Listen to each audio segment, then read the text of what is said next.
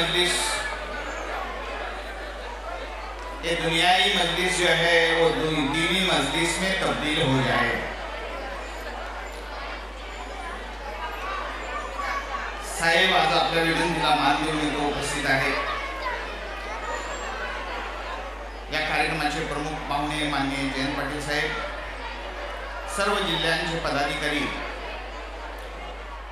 आपण जमलेले सर्व महाराष्ट्राच्या कानाकोपऱ्यातून जमलेले सर्व शिकलगार बांधव आणि विशेषतः मुंबईतून आपल्या लहान मुलांसहित सगळे उपस्थित असलेले आमचे शिकलगार बांधव, आपला आजच्या या कार्यक्रमात मला सर्वात प्रथम आपल्या मुंबईकर बांधवांचे आभार मानले पाहिजे यासाठी की खरं म्हणजे हा जीवन गौरव एवढा मोठा पुरस्कार आपण मला बहाल केला। खरं म्हणजे आम्ही फार मोठ्या योग्यतेचे नाही, पण आपण सर्वांनी आम्हाला त्या योग्यतेपर्यंत पोहोचवलं।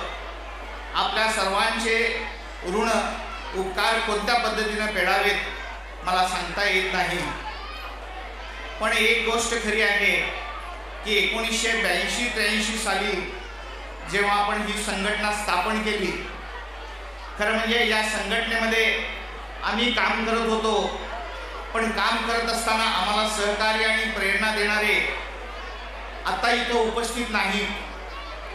खरं म्हणजे हा पुरस्काराचे खरे पात्रधनी याकूब बाबा आहेत, आमचे रसूल मास्तर आहेत साळशिंग्याचे सांगलीचे, आमचे करीम भाई आहेत कराडचे, रहमान भाई आलसोनचे आहेत,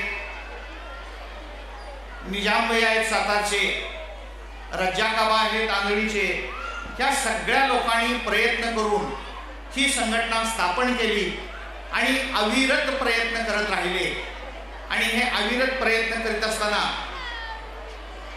आजचे आपले पाहुणे यांनी शिकलगार समाजाचा आढावा आमच्याकडून घेतला।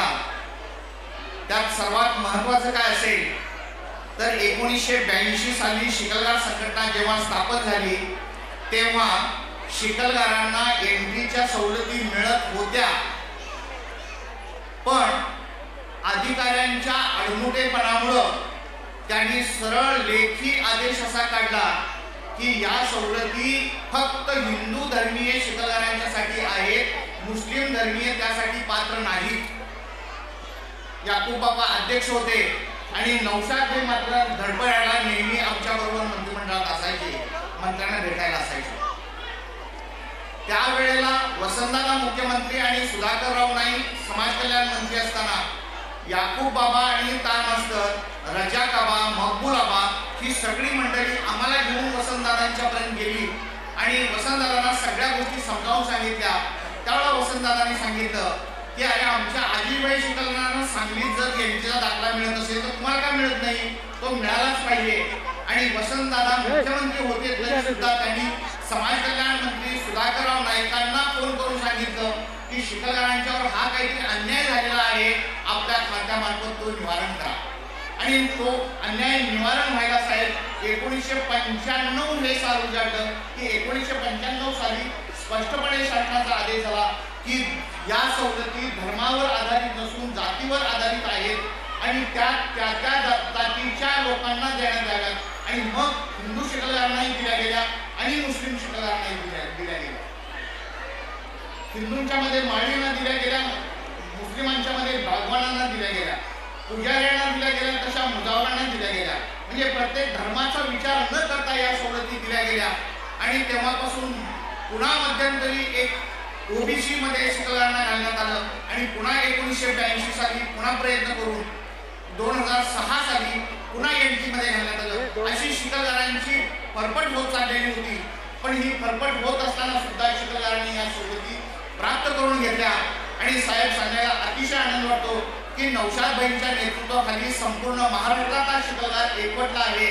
आज एंट्रीच्या सवलतीमधून शिकलगार तर विविध पदावर पोहोचलेच आहेत, पण एंट्रीच्या सवलतीशिवाय सुद्धा आमचे शिकलगार 99% 98% 96% 10वी आणि 12वीला जाऊन पोहोचलेले आहेत आणि एवढ्या कार्यक्षमतेनं एनटीची सवलत न मिळवता सुद्धा नोकरीमध्ये प्रवेश मिळवू शकणारे शिकलगार सक्षम तयार झालेले आहेत।